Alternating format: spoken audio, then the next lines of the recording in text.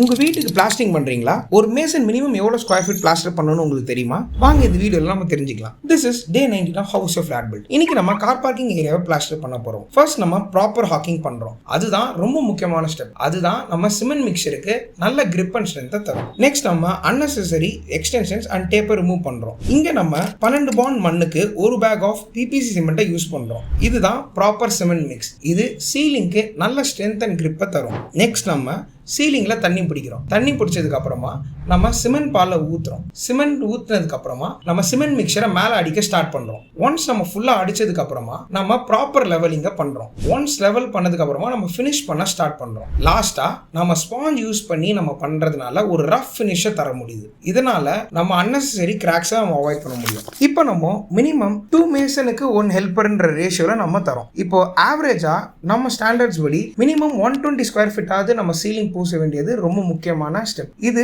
Person to person differ ஆகும் and skill லெவல்ஸ்க்கும் differ ஆகும். But பேசிக்கா 100 ஸ்கொயர் ஃபீட்டாவது நம்ம ஒரு மேசன் பிளாஸ்டர் பண்றது ரொம்ப முக்கியம். That's all for day 19. பில்டிங்கோட ப்ராசஸை தெரிஞ்சுக்கவும் அண்ட் ஸ்டேஜஸை புரிஞ்சுக்கவும் டூ ஃபாலோ ஸ்பேட் ப்ரொமோட்டர்ஸ் அண்ட் டெவலப்பர்ஸ்.